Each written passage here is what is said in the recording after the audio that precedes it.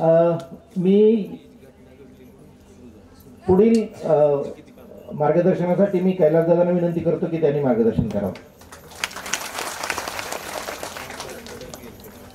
आज आपल्या कळंब तालुक्यातील परिसरातील एकल महिलांसाठी, आत्महत्याग्रस्त शेतकरी कुटुंबातील महिलांसाठी आणि पूरग्रस्त भागातील गरीब महिलांसाठी नाम फाउंडेशनच्या माध्यमातून आपल्या रब्बीच्या पेरणीसाठी जी हरभऱ्याच्या बॅगची मदत आज जी होते, या प्रसंगी उपस्थित असलेले आपल्या जिल्ह्याचेच नाही तर पूर्ण महाराष्ट्रात आपण कुठेही गेलं, आपण जर सांगितलं की आम्ही धाराशिवचे आहे तर पहिले नाव निघतं ओमदादांचं.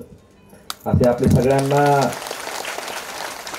धाराशिव जिल्ह्याची ओळख ओमदादाच्या नावानं आजकाल आपण कुठेही आपले पाहुणे असतील, मित्र असतील, कुणी जर तुम्ही विचारलं आम्ही धाराशिव जिल्ह्यातले आहेत तर पहिलं जे नाव निघतं ओमदादा. जर त्यांच्या नावामुळे आपला जिल्हा ओळखला जातो, त्यांच्या चांगल्या कामामुळे आपला जिल्हा ओळखला जातो. आपले सर्वांचे लाडके खासदार आदरणीय ओमदादा ज्यांनी ही मदत आपल्यापर्यंत पोहोचवली आणि नामच्या स्थापनेपासून आतापर्यंत पूर्ण मराठवाड्याची जबाबदारी ज्यांना नाना पाटेकर साहेबांनी दिली, मकरंद नाना सुपरे साहेबांनी दिली, दीपकजी थोरात साहेबांनी दिली, असे आपल्याच मराठवाड्याचे सुपुत्र आदरणीय राजभाऊ शेळके आणि त्यांच्या माध्यमातून ही मदत पोचते. गेल्या 10 वर्षापासून आपल्या भागातील, आपल्या जिल्ह्यातील महिलांसाठी, वंचितांसाठी काम करणारे आपले विश्वनाथ तोडकर, की कारण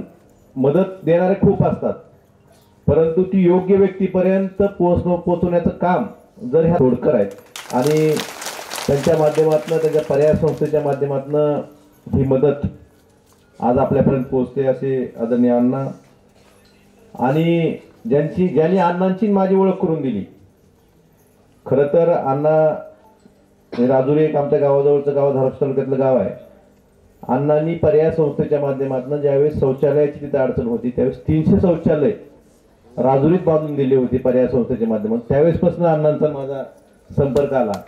असे पत्रकार संघाचे माजी अध्यक्ष आणि आमचे मित्र जरी असले, आम्ही कॉलेजपासून आमचे मित्र आहेत, परंतु 24 तास जर कोणाच्या डोक्यात समाजसेवा, डोक्यात नाही तर खुदीत समाजसेवा, असे आमचे म्हणजे मित्र म्हणून आम्हाला त्यांचा अभिमान वाटतो. असे पत्रकार संघाचे माजी अध्यक्ष महेश पोद्दार सर, व्यासपीठावर आवर्जून उपस्थित असलेले आमचे शिवसेनेचे तालुका प्रमुख सचिनजी काळे, संभाजी गिड्डे सर, इंजिनियर गायकवाड साहेब, ऋषिकेशजी तोडकर, विलासजी गोडगे, विकास कुदळे, सागरजी बाराते, सुलेमान मिर्झा, आमचे सहकारी बंडू यादव, बापूसाहेबजी पिंगळे, या ठिकाणी आवर्जून आपल्या सगळ्यांचं नेतृत्व करणाऱ्या आदरणीय सुनंदाई खराटे, आत्ताच उपस्थित झालेले आमचे सभापती दैपळचे या ठिकाणी आवलेल्या, यांचंही आपण स्वागत करूया.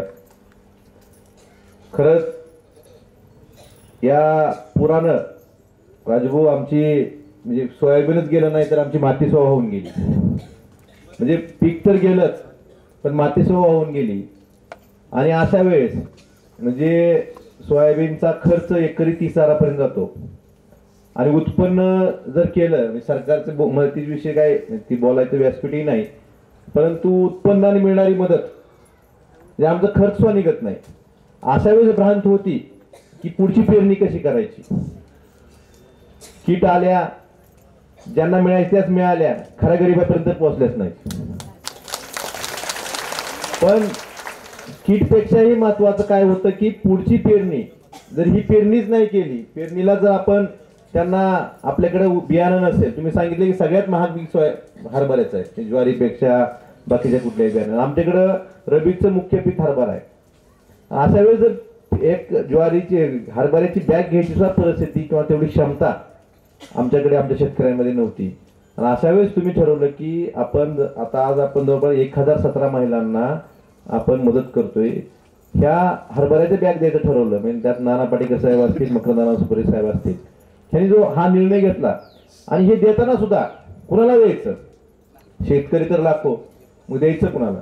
सगळ्यात वंचित जो घटक आहे राजभाऊ की एकल महिला, म्हणजे आत्महत्याग्रस्त शेतकरी असतील किंवा ज्या एकल महिला आहेत किंवा ज्या गरीब महिला आहेत, भाऊ कसं असतं यात, दुर्दैवानं पतीचं निधन होतं, आत्महत्या असेल किंवा वेगळ्या कारणानं 4 दिवस नातेवाईक येतात, भाऊबंद येतात, सहानुभूती दाखवतात, पण दिवसात झाले कुणीच येत नाही.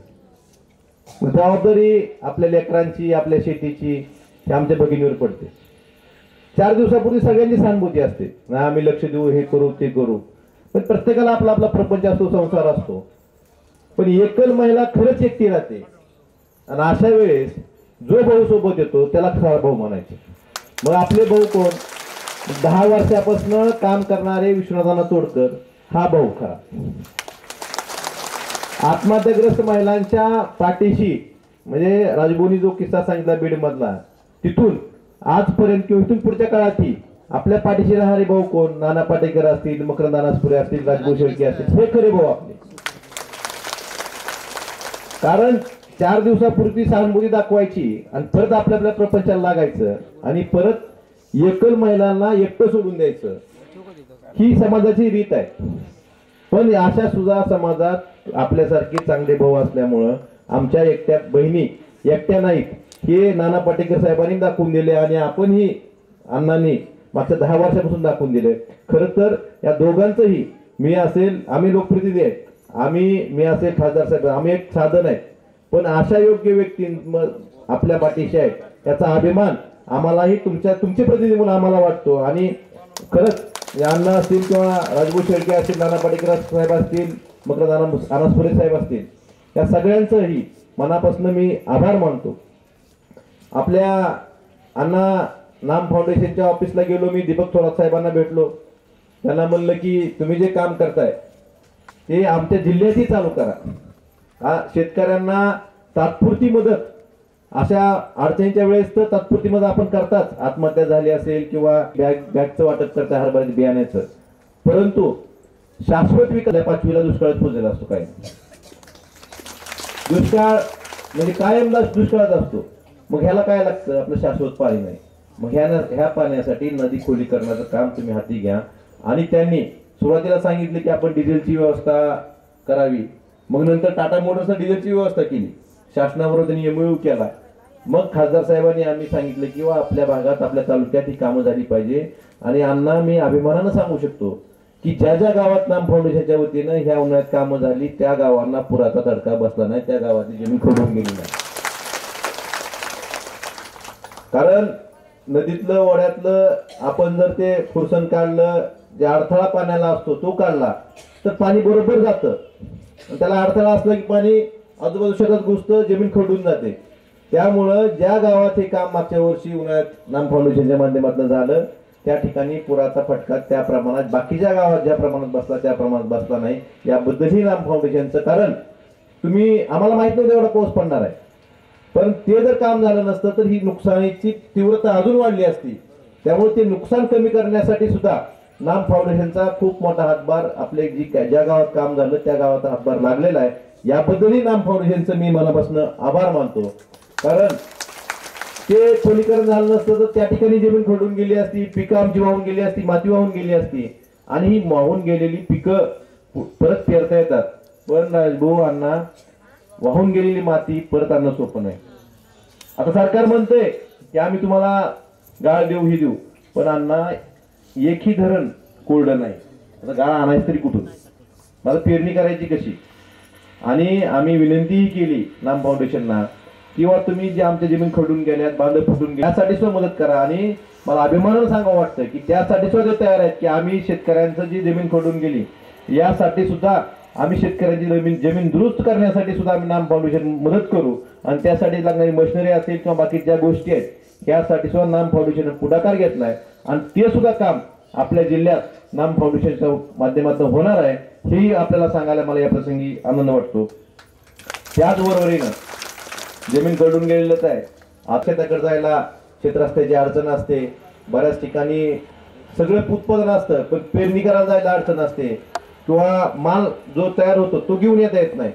नाम फाउंडेशन इथून पुढच्या काळात श्याम तुम्ही धाराशिव जिल्ह्यातून सुरुवात करावी एवढीच विनंती तुम्हाला या प्रसंगी करतो. कारण शेतीचं उत्पन्न दूध असेल, बाकीचं जे शेतीमालाचा जिन्नस आणायचा असतो क्षेत्राच्या खूप मोठ्या अडचणी असतात. त्यामुळं हेही काम आपण करता याबद्दलही आपलं मनापासून आभार मानतो. आणि इथून पुढच्या काळातही अण्णा पर्याय संस्थेच्या माध्यमातून तुम्ही सांगितलं मागा आम्ही भूमपळणा आणि कळंब या 4 तालुक्यात चांगलं काम करताय. या 4 तालुक्यात तुम्ही जे काम करताय, माझी विनंती आहे की राहिलेले 4 तालुके आपल्या जिल्ह्यातले यात सुद्धा आपण लक्ष घालावं आणि तिथल्या सुद्धा आपल्या एकल महिलांना आपण न्याय द्यावा, ही सुद्धा आपली गरज आहे.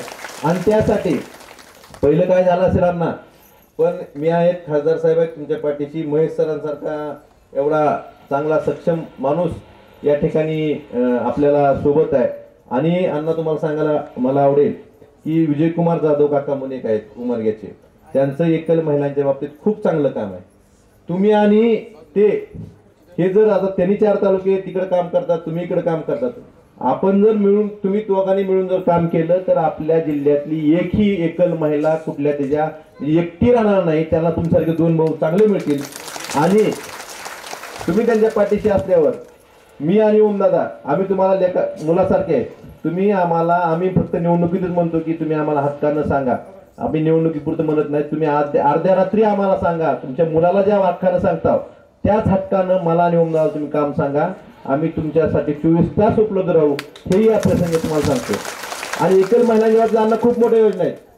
म्हणजे बालसंगोपनची जी 18 वर्षातली मुलं आहेत त्यांना बालसंगोपनच्या योजना आहेत. ह्या योजनेत सुद्धा आपल्या जिल्ह्यातला एकही पात्र बालक, कारण योजना बऱ्याच जणांना माहित नव्हती आतापर्यंत, त्या बाबतीतही त्या 4 तालुक्यात काम चांगलं आहे. या ठिकाणी आपण काम करताय. परंतु माझी विनंती आहे की एकल महिलांच्या बाबतीत शासनाच्या ज्या योजना आहेत त्या योजनेपासून एकही महिला किंवा एकही पात्र लाभार्थी वंचित राहिला नाही पाहिजे. त्यासाठी आपण पुढाकार घ्यावा आणि तो वंचित राहणार नाही, ही जबाबदारी माझी खासदार साहेबांची.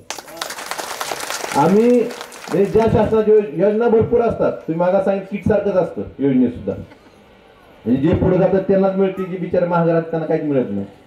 परंतु अण्णासारखे, जाधव काकासारखी माणसं असली आणि आम्ही निश्चितच एक सुद्धा आपल्या ह्या योजनेपासून महिला आपली किंवा त्यांची लेख वंचित राहणार नाही, ही जबाबदारी आमची सगळ्यांची राहील, हेच या प्रसंगी सांगतो. आणि या ठिकाणी आवर्जून उपस्थित असलेले, आताच त्यांचं आगमन झालं असले आपले तालुका कृषी अधिकारी सरडे साहेबांचंही आपण टाळ्या वाजून स्वागत करूया.